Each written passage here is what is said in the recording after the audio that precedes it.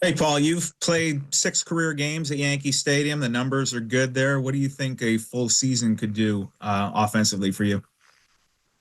I mean, hopefully great, but we never know. That's the plan. So, I mean, for me is again, just trying to put in the work every day. And I know that's kind of the boring answer, but I think, I'd love to play amazing. I'd love for the team to play amazing and win the whole thing. I mean, I think that's where my mindset is at. I mean, of course I'd love to have a great individual year, but most importantly, it's about the team. That's always how I've been, even, just growing up. My parents wouldn't have it any other way. But I think the way to have a great season as a team and individually is just focus on those fundamentals, focus on the things, I can control, and just work as hard as I can every day.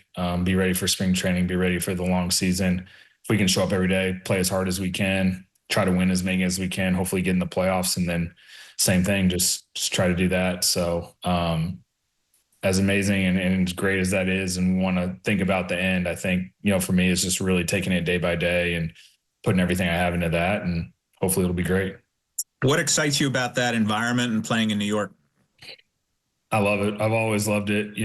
For me, when I came up and playing with the Diamondbacks on the West Coast, it was kind of Dodger Stadium, and San Francisco was going through that run when I, came up in 11. That was when they won 3 out of 5 years World Series, and that place was as tough as any. And for me, just playing there as a visiting player was always kind of the most fun. Even, being in St. Louis and having the Cardinals Cubs rivalry, or, having the amazing opportunity to play in the playoffs or play for Team USA, all those big games is something I've loved. Those are my best memories. And so, we were at Yankee Stadium this year, September 1st to the end of August, and just to feel the energy walking out of the dugout, that was really fun. We were, it was something I was excited about, and the energy's high every game there, and something I'm looking forward to. Thank you. We can go next to Dan Martin, the New York Post. Hey, Paul.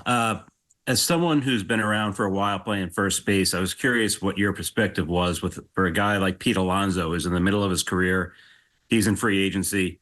It seems like the mega huge $200-300 million contracts around baseball haven't really been there for first basemen in the last 10 or 15 years. Why do you think that is? What's your thoughts on that? Y'all probably know a lot more than I do. For me, y'all learn. I just try to keep my head down and play. And, this is my first time through free agency, so I didn't really know what he's going through, but Pete's an amazing player. I've got to know him as well. And I think wherever he ends up, he's gonna have a great career. He's already had a great one. As far as, the finances and economics of it, I think that's a question I don't know enough about to really speak to, but wherever he ends up, that team's going to be a lucky team. Thanks. We can go next to Randy Miller with NJ.com. Hi, Paul. I'm wondering your thoughts of what the Yankees have done this offseason. Obviously, they tried to get Soto, made him a big offer. Were you following that? And then they bring you in, they bring Bellinger in. What do you thought of the moves? Devin Williams, Max Fried.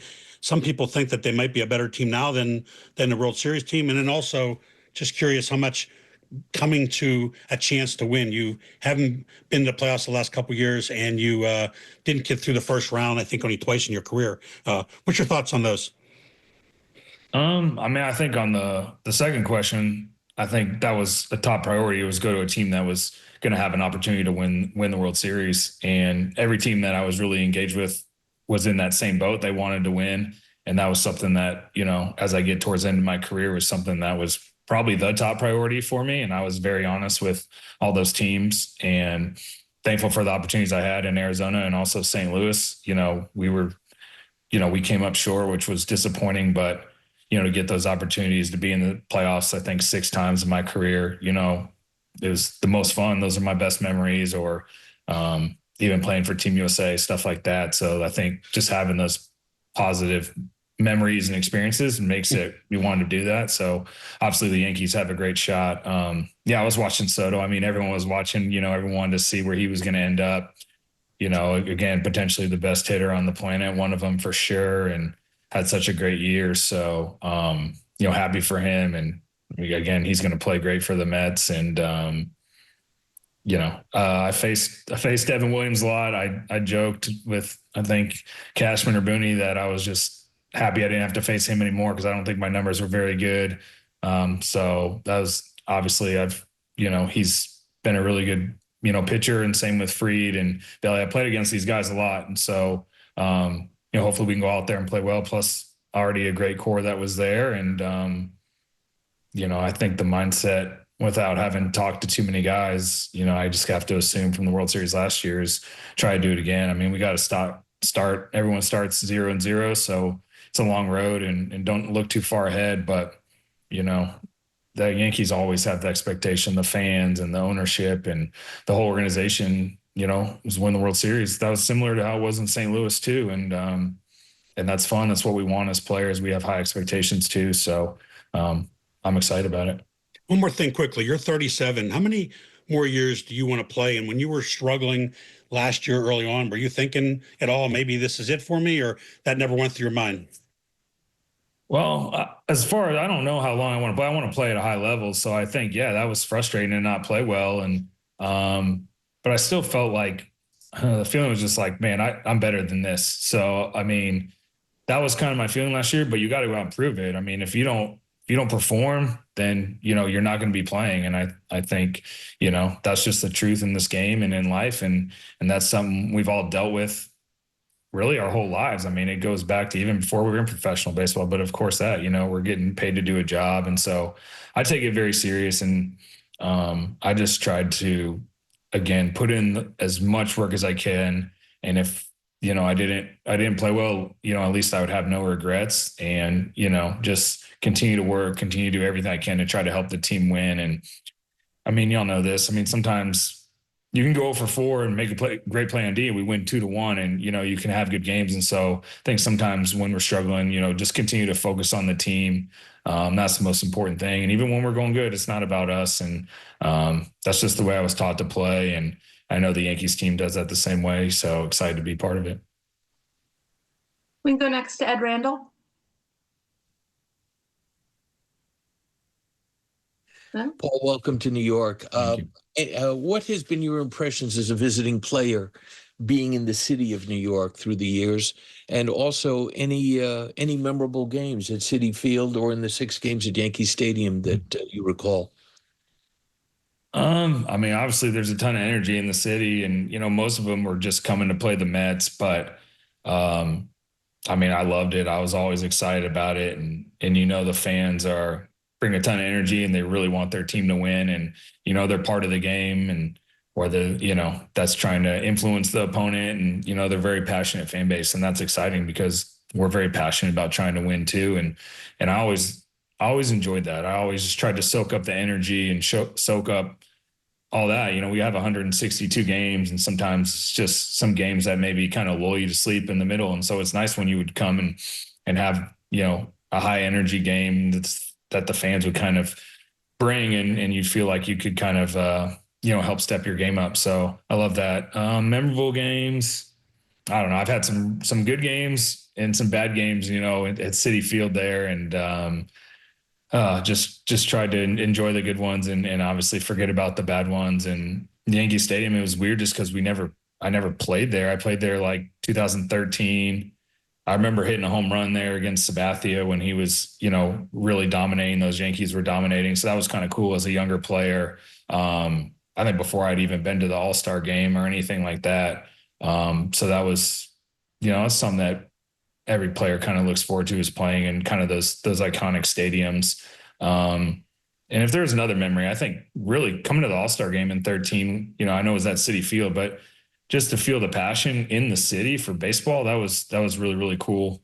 I enjoyed that. And, they were, cheering for me because I was playing in the NL and it was in Citi Field. So that was kind of different versus, fans maybe trying to rag you and give you a hard time. And then probably this year at Yankee Stadium as well, just not have been back for over 10 years. And I know I've used the word a lot, but just feeling the energy in the stadium and how much the fans, how passionate they are, how much they want the team to win. And that was just a really fun experience to, do that. With the short porch, don't you wish you could bat left-handed? Yeah, you take advantage of that, but so does the other team. So I think it's just all part of the game. And, I get asked a lot of questions like from golfers and stuff like, hey, can you aim the ball? It's like, we just really can't aim the ball. We're not good enough. It's coming so hard, and, the wind and all that, just some of that's just out of our control. And so, I always just try to have a good at bat. You'll hear me say that a lot, and hit the ball hard. And unfortunately, after that, it's out of our control. Sometimes that's good because the bloopers drop in, or maybe there's a short porch somewhere. And other times, sometimes you fly out to the track and the wind's blowing in. So it's just part of it. And I really try not to think about it too much, and just try to control what I can control and try to help us win. Good luck and thank you. Thank you. We'll take the final 2 questions in queue. We can go next to Peter Splendorio, Daily News. Hi, Paul. You mentioned this is your first time in free agency. Just what was that experience like for you, and what maybe stood out from the Yankees sales pitch that made you feel like this was the right fit? I think the thing that stood out, fortunately, I'd seen so many guys go through it. So I think my expectations were pretty good, where maybe if this happened earlier in my career, you're not as understanding of what it's going to be, but it's just a slow process. And even October, I wasn't in the playoffs. So you got October, and then you have all November, and, it's pretty slow there. So I think just being patient, and that was kind of something that I just, I didn't know what to expect. I didn't have any expectations. I didn't know what teams would be interested. I just knew the process would be slow and to really be patient. And, that's exactly what happened is, you never know if something at the winter meetings, and then, nothing was like really happening. And then right before Christmas, things kind of picked up, and was able to make a decision. I think as far as the Yankees, it's hard to think about all the factors, but I think with them, there was definitely a level of comfort, just like understanding and playing and knowing like guys like Judge and Stanton and I played on Team USA. And